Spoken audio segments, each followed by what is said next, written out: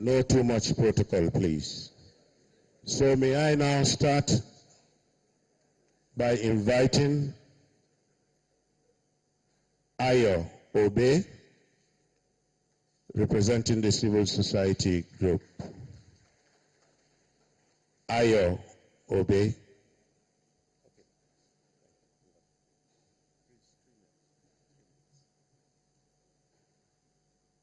Mr. President, Mr. Vice President, I think I better also stand on existing protocol because of the red card.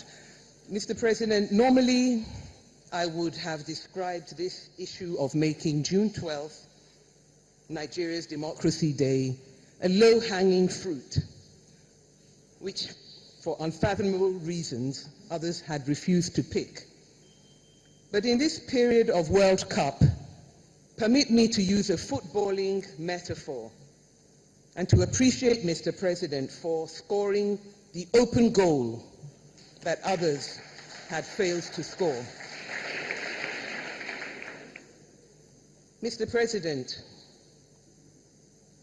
Mr. Vice President, and all of those present today, distinguished guests, those who see today's declaration that henceforth Democracy Day will be marked on June 12th through a narrow partisan prism, to those I say that we must rise above the identity perspective of something done to Abiola or to Abiola then or for Chief MKO Abiola now. We must see beyond an individual with all his human gifts and frailties, the one who acknowledged that Nigeria had been good to him and it was time for him to pay back to Nigeria. We must look beyond that and understand that June 12, 1993 was the day when the Nigerian people reached beyond themselves, beyond their ethnicity, beyond their religion, and tried to grasp at something that could really forge a nation. Mr. President, on June 12th, henceforth, Nigerians will mark not the attainment of democracy, but the fact that we struggled to attain it, and that we must continue to struggle to retain it. Mr. President, it is right that Bashir MKO Abiola should receive the honor due to a former Nigerian president. But, Mr. President, we cannot understand the significance of this day if we fail to remember those who also gave their lives in the struggle or who have passed away before this wonderful day has been attained. I start, Mr. President, with the 96 people who lost their lives on the streets of Lagos on the 5th of July, 1993, when the people of Nigeria rose to protest the annulment of the June 12, 1993 election. I include Kudirat Abiola, who was slain also on the streets of Lagos on June the 4th. Chief Alfred Rewani, Alhaja Suliat Adedeji. Mr. President, other heroes of the struggle, like Chief Gani Fahimi, did not live to see this day. But we remember them too. Dr. Beko Ransom Kuti, the leader of the Campaign for Democracy, which led the instant reaction of the Nigerian people to the annulment of the June 12th election. Chima Ubani, who was seconded by the Civil Liberties Organization to be the organizing secretary of the Campaign for Democracy. Others are Dr. Festus Iyayi, Bamidele Aturu, Olaiton Oyerinde, Emma Ezeazu, Mohamed Sule, Bagauda Kalto, Mohamed Ali Biu, Oronto Douglas. Mr. President, I could go on with the list, but I know that we all have memories of some of those who gave and struggled and sacrificed.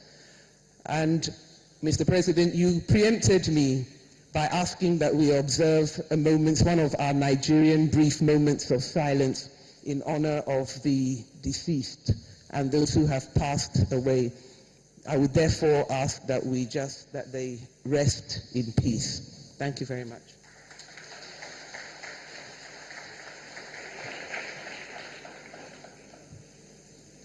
We thank Ayo Obe from the civil society angle for those goodwill messages. May I now call on Bayo Onanuga, who is representing the press section. Mr. Ayo.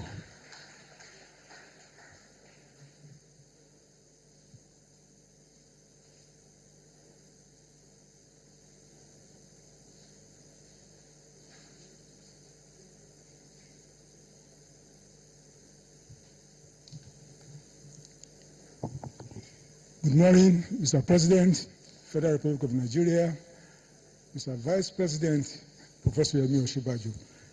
I'm not a man of protocol. I just want to say good morning to everybody.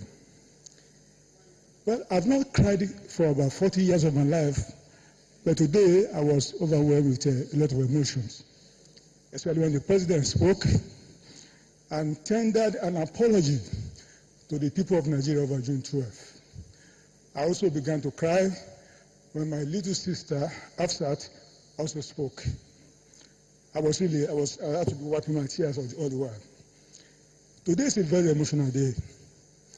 And I think most of us will always pray that we see today, because for the first time, Mr. President has done something that I believe is very, very massive. We are very earth-shaking, if I want to put it in the right way. By choosing to right the wrongs of 25 years of injustice. And I want to inform the President, never just ignore all those commentaries you have been reading in the social media, or some critics, especially coming from the familiar quarters. People who did not support June 12th, people who betrayed June 12th. Just stay focused. Mr. President, you have done the right thing. And you have done something that I believe will go down well in history. For me, any time is good time. It's never too late to right the wrong of history, which is what the President has done. And I think the President deserves a lot of accolades from all right-thinking Nigerians for that measure. I think for me, standing here, by the gesture of the President, representing the guerrilla media, or the guerrilla journalists, as we used to call them, it's also very massive. Sometimes politicians forget the media. Sometimes people in government forget the media. But the media, we are the people who bring out everything. You publish whatever you say, you doubt us. You can never project yourself, we have to project you. So thank you, Mr. President, for the recognition. I will just say today that is my 3 minutes over?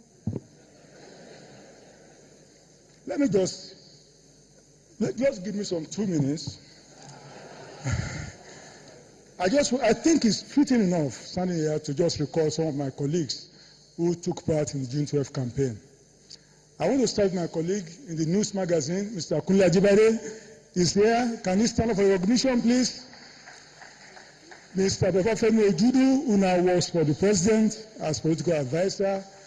In the TEL family, Mr. Nusai Giebo, I've not seen him, and his comrades also in TEL, Dari Babarinsa, Onome Osifo Whiskey, and so on. I also, in the news, I have people like Bagada Kato, they mentioned his name here. He died in the course of June 12. And I want to remind the President, in 1993, just before that election, Bagada Kato, at the time the news magazine had been proscribed, and Timothy Bonnet from Kaduna, Bagada was from Gombe State, to show you the national complexion of June 12 struggle. Bagada Kato and Timothy Bonnet met the President in Kaduna and interviewed him. And for the first time, the President told Nigerians why he was removed by the same junta that announced June 12 in 1985. And he used a term which became very popular, the fifth columnist. And he told us in that interview, in the tail of the interview, he told us what we are going to expect on June 12. And I want to quote Mr. President. when he said